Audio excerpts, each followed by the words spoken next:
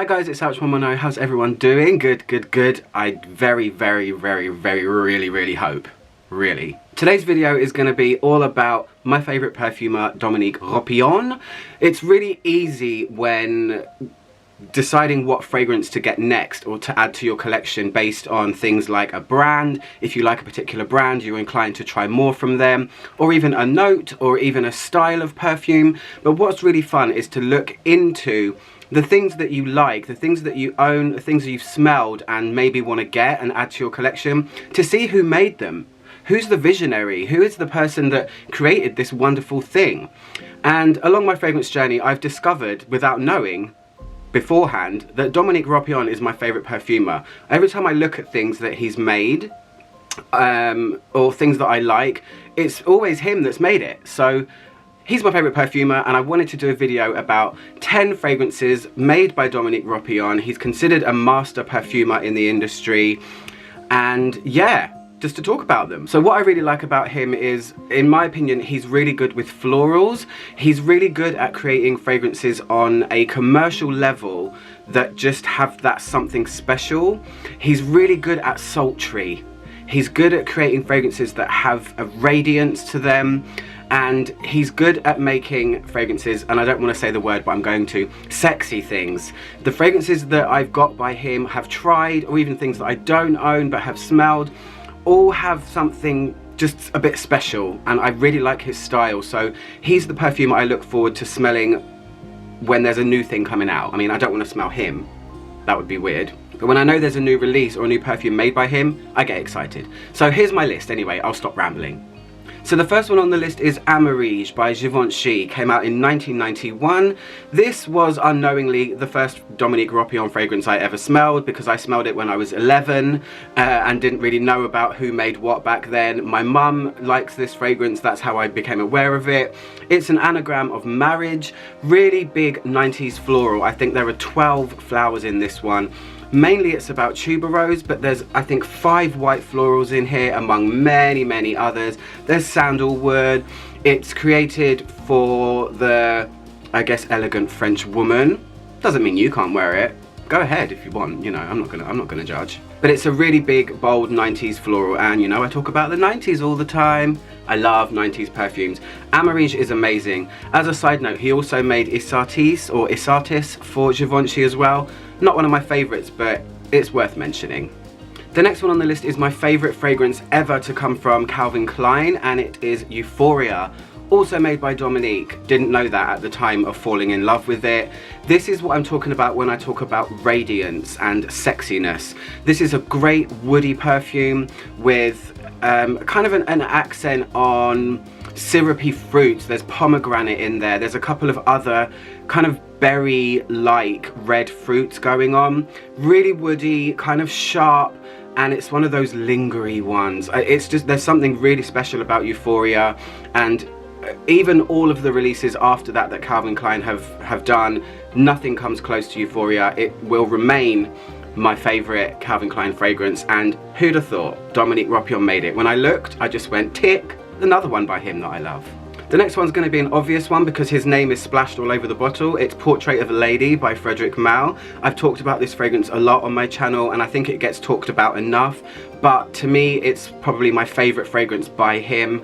So this one's a huge dark gothic rose perfume. Loads of incense, lots of very heavy patchouli. It's kind of smoky, and it's got a sweet rose in it as well. It's really popular among niche lovers. If you're someone that leans towards designer perfumes, you might not have heard of this one, but it's reached cult classic status, I think, for a good reason. It's incredible, super powerful. That's another point I should make. A lot of the perfumes he makes are strong, which is another reason that I like his work. So Portrait of a Lady, I always say it's like a crumbling rose on an altar in a gothic church. Absolutely love it. The next one doesn't need any introduction because I think pretty much anyone that likes fragrance will have heard of this one. It's Alien by Thierry Mugler. I almost forgot the brand then, because it's all about Dominique today. It's all about Dominique. Oh, hi Dominique. Love your work, by the way. Okay, bye.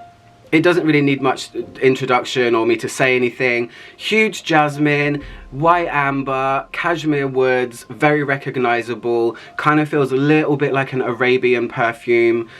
It's the second most famous perfume to come from Mugler after Angel. It broke boundaries again. You love it or you hate it, Dominique made it, and that just shows how good he is. I mean, it's really, really popular. So Alien, amazing. Still love it today from when it was first released in the whatever year it was released in. I can't remember, sorry, right now. The next one is one that I've never owned, but I kind of wish I did. I kind of wish I got the vintage version of it before they changed it. It is Dune by Christian Dior. This is another really good example when I'm talking about radiance with him.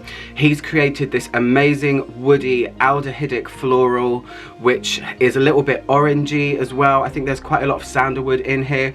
It's got that similar feeling to Euphoria in terms of the texture of it. It's one of those, it's like a piece of magic that I can't describe. When a woody fragrance is constructed like this is my favorite style of woody fragrance, not when it smells like actual pencil shavings or bark or a forest. It's that je ne sais quoi, sexy, kind of womanly, sultry woodiness that Dominique Ropion is so good at. He did it with Euphoria and he did it with Dune. It's a really wonderful fragrance, and it's one of the most aldehydic fragrances that I've smelled on a designer level. So it's got a little bit of vintage sparkle going on, but really it's all about sexy. And I might say that word a few times in this video, sorry. The next one on the list is also for Dior, and it's Pure Poison.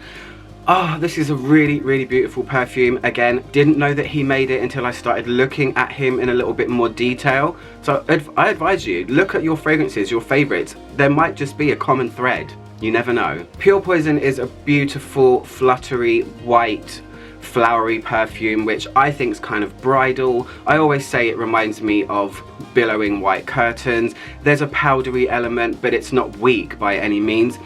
I don't know about the new formulation, I can't speak on that, but the version I had, I don't have it anymore, was just really comforting. It's kind of like a bedtime fragrance, multiple flowers that are soft, and this is a really good example of when I say Dominique is good with florals, because this is beautiful and I don't know any other fragrance that smells like it. People do compare it to Jesus del Pozo, I think, but I think Pure Poison came first, so Dominique did it first anyway. So Pure Poison by Dior.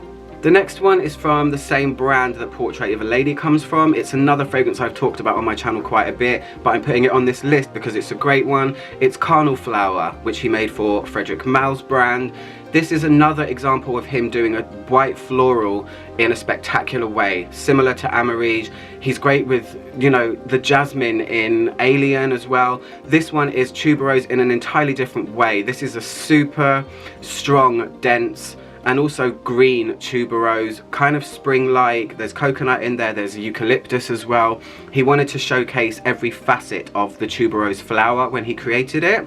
And at the time of making it, I think it was the fragrance that had the most amount of natural tuberose above all other tuberose perfumes. So this one is great. Oh gosh, I really like it. I can't wait till it gets warmer so I can wear it again. And yeah, if you like tuberoses, to me it's the best tuberose perfume I've ever smelled. So Carnal Flower by Frederic Malle. The next one is Armani Code, and it's another one that I've never owned, but my best friend wears this perfume, so I've been around it quite a lot. This one, if you dive a little bit deeper into it and open your mind up a little bit, you can see that it is somewhat related to Alien. This one's got a kind of lot more citrus in it, but it's a similar bombastic jasmine. That it's not sambac jasmine that it's in Alien, I think it's French jasmine in this one, but they're kind of like sisters from another mister, Code and Alien. There is some relation there, and again, I didn't know that Dominique Ropion made this perfume, but when I looked into it, light bulb. Gosh, it's another fragrance by him that I like. He's just great. I hope he sees this video.